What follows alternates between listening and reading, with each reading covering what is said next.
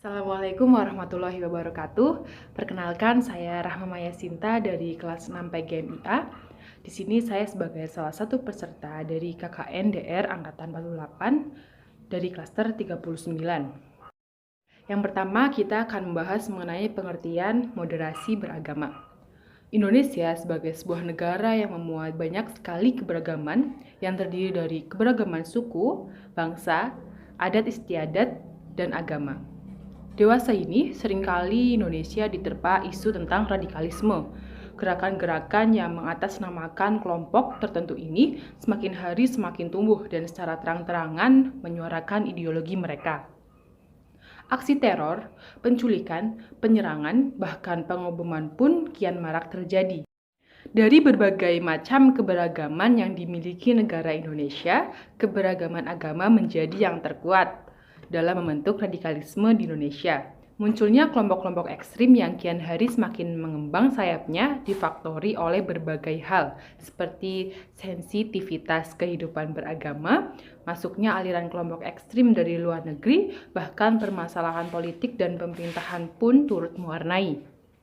Maka di tengah hiruk-pikuk permasalahan radikalisme ini, muncul sebuah istilah yang disebut moderasi beragama.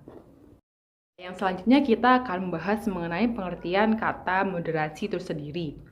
Menurut bahasa, kata moderasi berasal dari bahasa Latin, yaitu moderatio, yang berarti kesedangan, atau tidak berlebihan dan tidak kekurangan.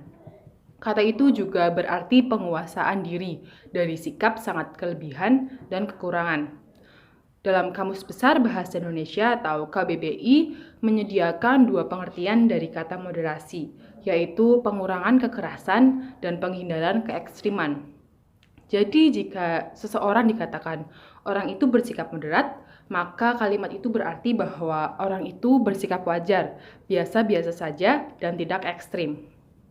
Dalam bahasa Inggris, kata moderation sering digunakan dalam pengertian average atau rata-rata, core atau inti, standard atau baku, atau non-aligned atau tidak berpihak. Secara umum, moderat berarti mengedepankan keseimbangan dalam hal keyakinan, moral, dan watak, baik ketika memperlakukan orang lain sebagai individu maupun ketika berhadapan dengan institusi negara. Sedangkan dalam bahasa Arab, moderasi dikenal dengan kata wasat atau wasatiyah yang memiliki padanan makna dengan kata tawasud atau tengah-tengah, i'tidal atau adil, dan tawazun atau berimbang. Selanjutnya ada pengertian moderasi secara istilah. Yang pertama, moderasi adalah sikap dan pandangan yang tidak berlebihan, tidak ekstrim, dan tidak radikal. Dalam Islam, Al-Quran juga menekankan untuk tidak berlebihan dan juga tidak kekurangan.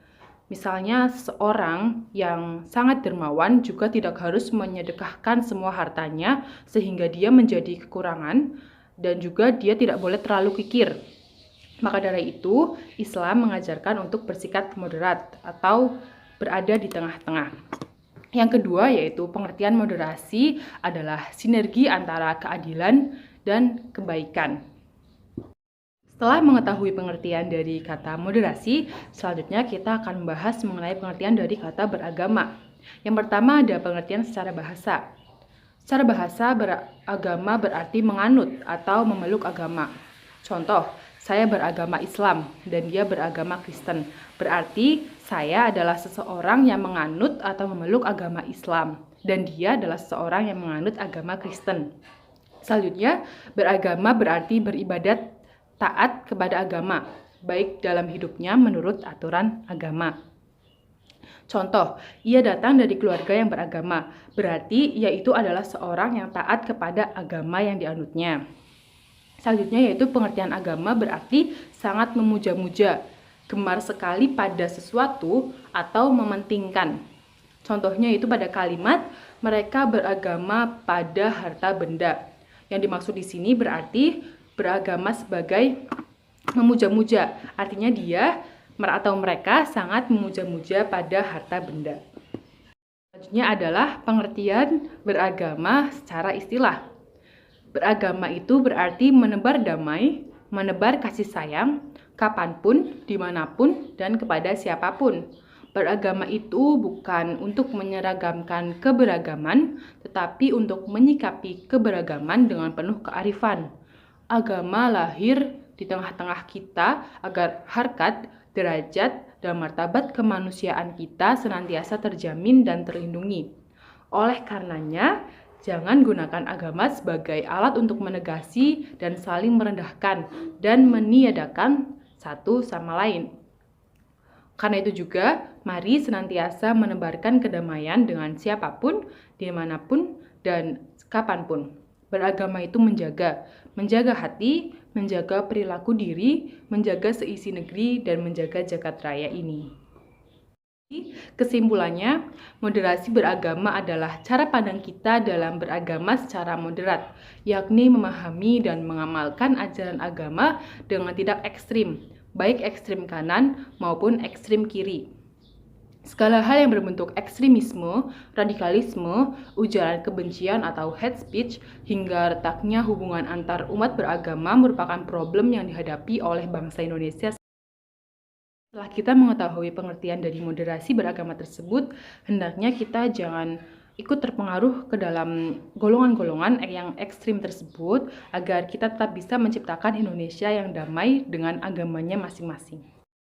Selanjutnya, saya akan menjelaskan mengenai beberapa contoh perilaku yang dapat kita lakukan sebagai seorang yang beragama secara moderat. Yang pertama adalah memahami realitas. Realitas agama Islam dikemukakan bahwa agama Islam itu adalah agama yang relevan untuk setiap zaman dan waktu. Sohih likuli zaman wa makan. Disebutkan juga bahwa ajaran Islam itu ada yang tetap dan tidak bisa dirubah seperti sholat 5 waktu.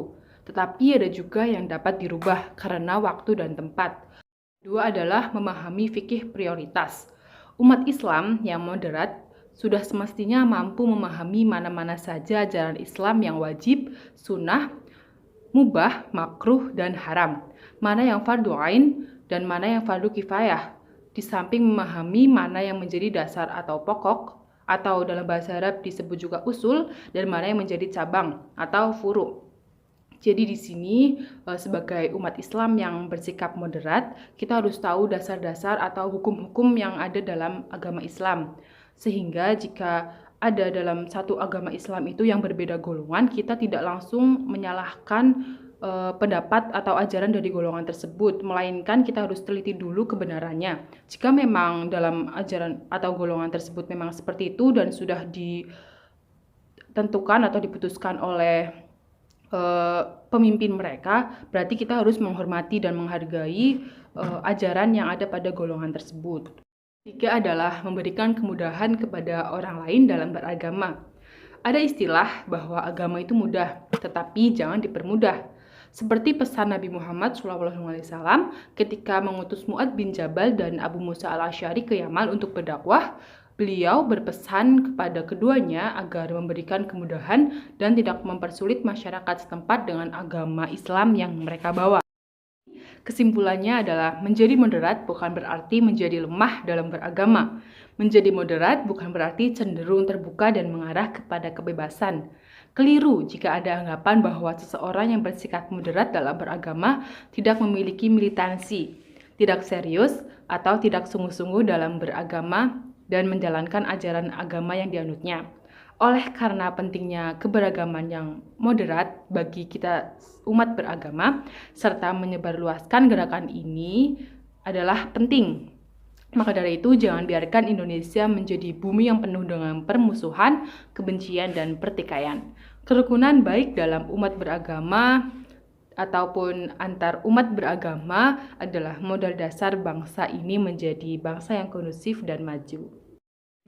Demikian yang dapat saya sampaikan mengenai sedikit materi tentang moderasi beragama.